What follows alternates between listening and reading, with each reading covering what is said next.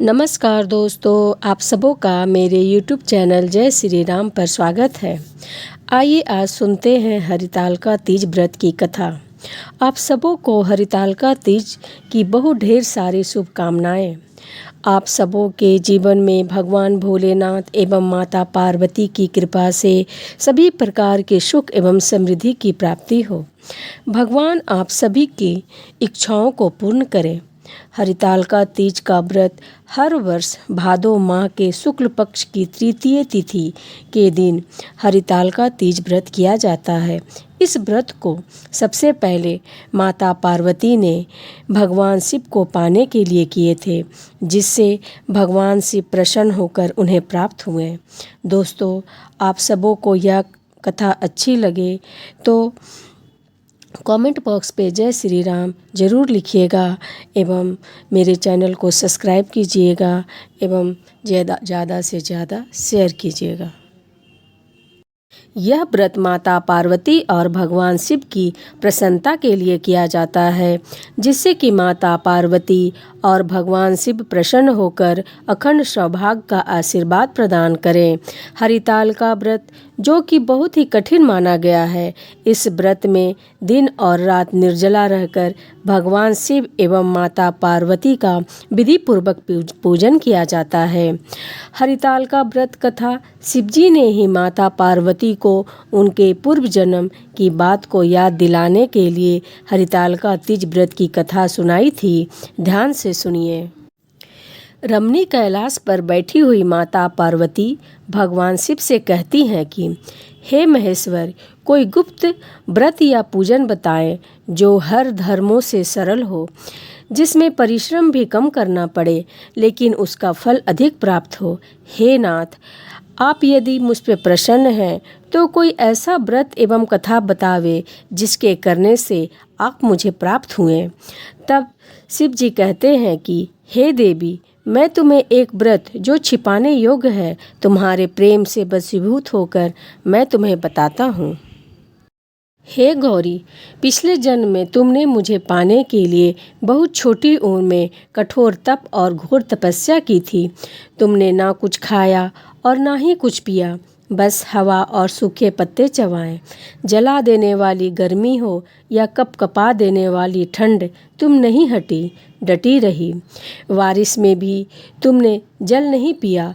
तुम्हें इस हालत में देखकर तुम्हारे पिता दुखी थे। उनको दुखी देखकर नारद मुनि आए और कहा कि मैं भगवान विष्णु के भेजने पर यहाँ आया हूँ। वह आपकी कन्या से विवाह करना चाहते हैं। इस बारे में मैं आपकी राय जानना चाहता हूँ। नारद जी की बात सुनकर आपके पिता बोले, अगर भगवान विष्णु यह चाहते हैं तो उन्हें कोई आपत्ति नहीं है, परंतु जब तुम्हें इस विवाह के बारे में पता चला तो तुम बहुत दुखी हो गई। तुम्हारी एक सहेली ने तुम्हारे इस दुख का कारण पूछा तो तुमने कहा कि मैंने सच्चे मन से भगवान शिव को वरण किया है, किंतु मेरे पिता ने मेरा विवाह विष्णु जी के साथ तय कर दिए हैं। मैं विचित्र धर्म संकट में हूँ। अब मेरे पास प्राण त्यागने के अलावा कोई उपाय नहीं बचा है। तुम्हारी सखी बहुत ही समझदार थी। उसने कहा, प्राण छोड़ने यहाँ कारण ही क्या है। संकट के समय धैर्य से काम लेना चाहिए।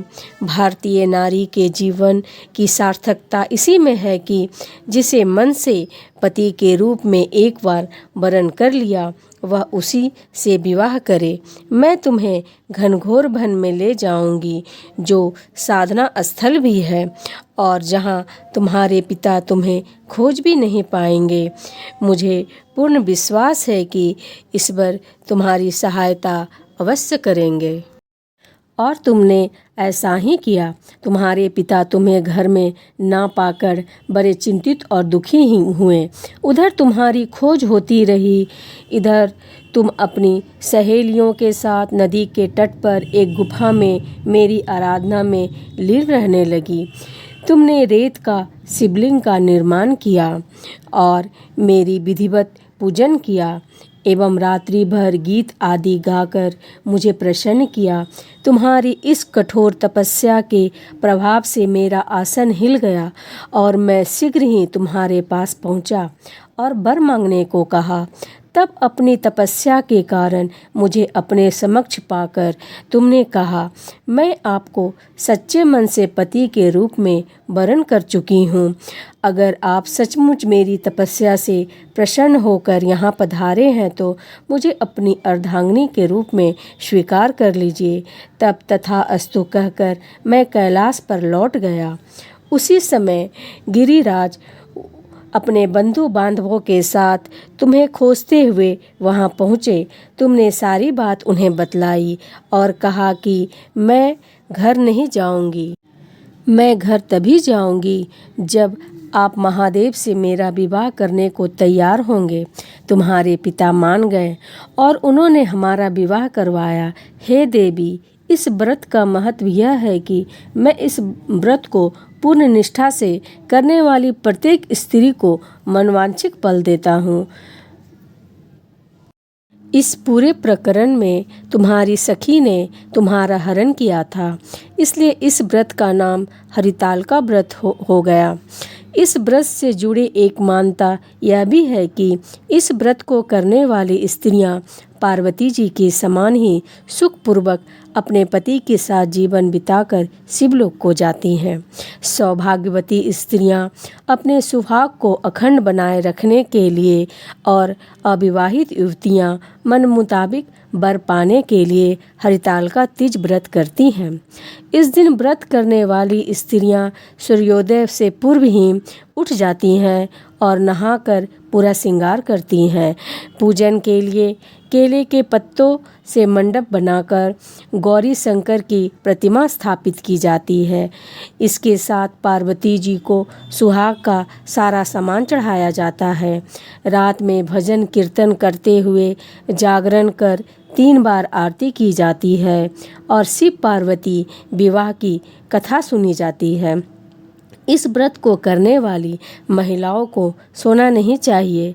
इसके लिए उन्हें रात्रि में जागकर कीर्तन एवं भजन करना चाहिए।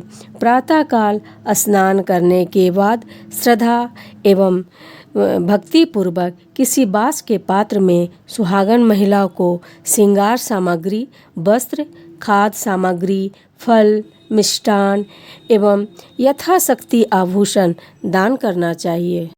यदि रेत का शिवलिंग बनाए हैं तो उनका जलाशय में विसर्जन किया जाता है और खीर खाकर व्रत को संपन्न किया जाता है। जय श्री राम।